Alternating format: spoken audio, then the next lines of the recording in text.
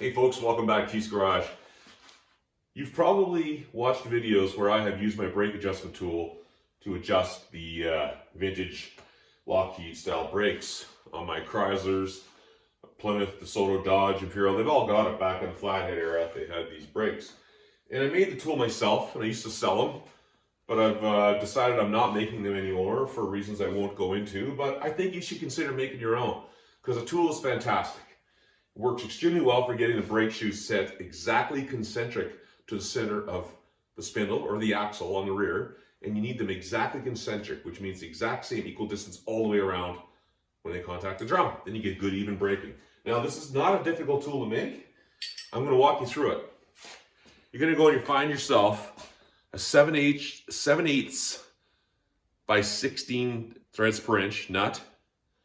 You're going to 1/2 inch piece of steel here, rod, 1/2 inch diameter, and that is 6 5/8 long.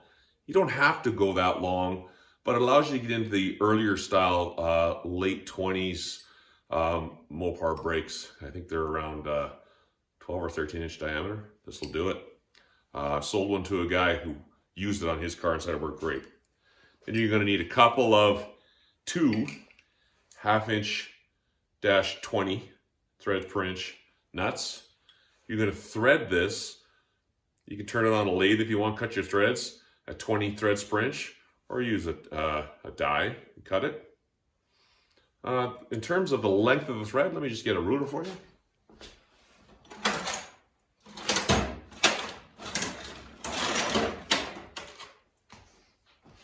Thread length is just about 3 inches. Works well. I've had no issues with that. Again, 1/2 inch. That's my 1/2 inch guide there. The last piece you need is you need to make this. You're going to get a piece of flat steel, and you're going to draw this little triangle on it. You can cut it out with a grinder if you like. How fancy you get with how it's shaped is up to you. And you're going to put a little bend on it. You're going to maybe put it in the vise and just bend it. Maybe you might want to heat it up a little bit and bend it. My buddy Eric here put this washer on here for me. He cut it on his mill and put this washer in here. And that, I think, just makes it a little more stable, a little more, when you tighten it down. So I'll get you the length of that. It is, I'm looking at about from end to end for 5 inches long. Again, that's cut to 1/2 inch diameter. The drop on that from up here to here, what is that? That's about, let's see here. You're about 1/4 inch. You could go about, yeah, about 1/4 inch, just over 1/4 inch. That's the drop. And basically, you thread on one of your nuts to the depth you want.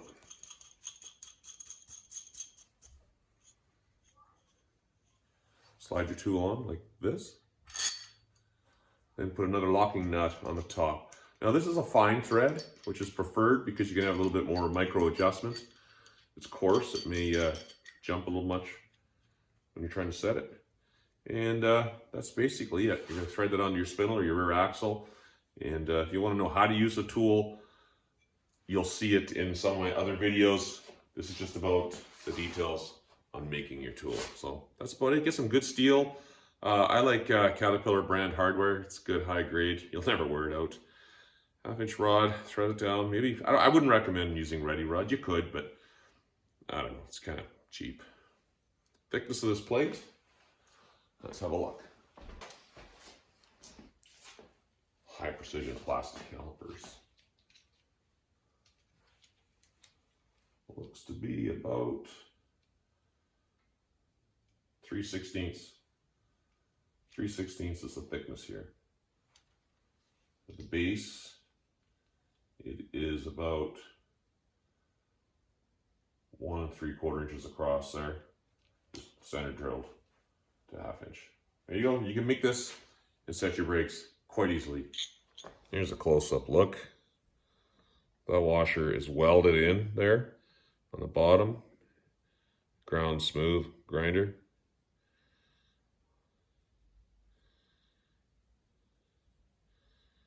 Not much to it. It's just welded on there. 1/2-inch rod, 7/8-16 nut, and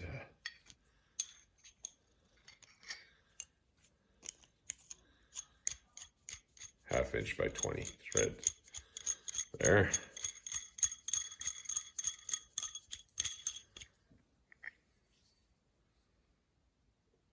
I'll put a link below on how to use this brake tool.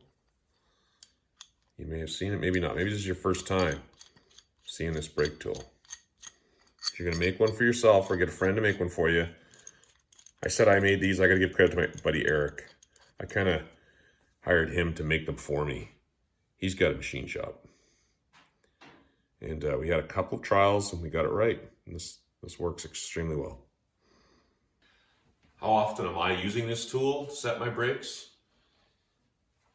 I find myself in there at least once a driving season, every summer, cruising season, whatever you want to call it. In the spring, if I have a leaky wheel cylinder, I find in my car, I'm taking it apart, I'm checking them with this while anytime the drum comes off, I'm checking. You can do minor adjustments without this tool. That's just easy. Minor adjustments are super easy. You don't need the tool to do it. But to get them concentric, you start with this and you build up from there. So once a year is good, depending on what you drive. I like to keep my brakes in good condition. So build a tool, stay on your brakes, take care of them. And I'll put a link. A video is going to be down here below on where I teach you how to actually use the tool. So check it out. See you later. So you might be asking yourself, does this brake adjustment tool work on the front wheels or the rear wheels? It works on both. Because the Chrysler engineers were smart. They were thinking about us. 85 years later, I still appreciate what they did. This is a rear axle, and that is 7/8-16. That's exactly where you're threading this tool onto, the rear axle. And the spindle on the front is also 7/8-16. So you can use this on the front and the rear, and it works very well.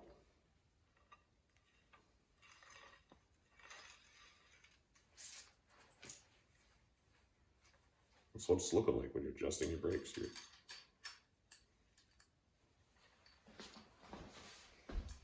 One more thing about brakes, might as well share with you. My experience, this is my personal experience.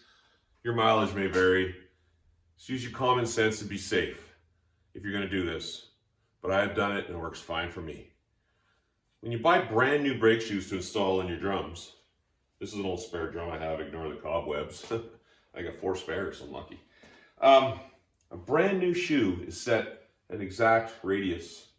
But as the drum wears, the radius, it changes. The diameter gets wider as the metal wears away. So when you put in the shoe, it may not have the exact same arc as the drum. So there's a procedure known as arcing the shoes. You cut them so they match the arc of the drum. Now, I have not done that. I bought brand new shoes, install them, use my brake tool that I just showed you how to make, and I set them so they're concentric to the drum, get them right out to the edge of the drum as close as I can, so there's a little bit of drag on them, and I'm going for a drive. And what I'm doing is I'm burning those new shoes into the drum. They're going to cut away and wear away on the high spots, and they're going to self-arc. I would not do this to all 4 of my brake drums and go for a drive and not arc the shoes if I was changing all 4 brakes. You're going to have braking issues. But if you're just doing 2, maybe do your fronts, go for a drive and start to burn them in. After 1 drive, don't go very far, whatever, just use your brake slots and burn in those shoes. Come home, set them again. Take off your drums and arc your shoes again with that tool. You're gonna have to do that twice, maybe. After the second time, or maybe the third time, or whatever, over a period of a couple of weeks when you're driving. those shoes are going to arc in nicely and seat in perfectly to your drums. And you're going to have nice, even, awesome braking. It's been really good in my cars. I have no concerns about running four-wheel drums from 1938. These brakes are 85 years old. And when you're on them and you're adjusting them, you're taking care of things, and you're looking at them and inspecting and adjusting properly with the tool I showed you how to make, you can have really good braking power on these cars. So maybe do the fronts, and maybe you're doing the rears another time. Again, do not do all four at once. Some people arc them. If you want to arc your shoes, that's fine. I don't know if I could find anybody in this town where I live that knows how to arc a shoe properly to the drum. I haven't had a need. So you got a little tip for you. Stay safe. I hope you enjoyed that brief episode of Keith's Garage. A few tips on your brakes, making your own brake tool. If you like what you see, please subscribe. Please hit the like button. I'd appreciate it. It motivates me to make more videos. And I do enjoy making them. I love helping people out. I found this somewhere. I kind of like it. It reminds me of the vintage Mopar days at the parts dealers, the dealerships. And I feel like we're a brotherhood and a sisterhood. We're a family. We are the Mopar family. We are representing Mopar cars, and we drive our old vehicles. And we take them to car shows and just drive them. Just stay classy, folks. Stay classy. If you're in the Mopar family, take the high road. Stay classy. Let's help each other out. Have a good one. We'll see you on the next one, folks.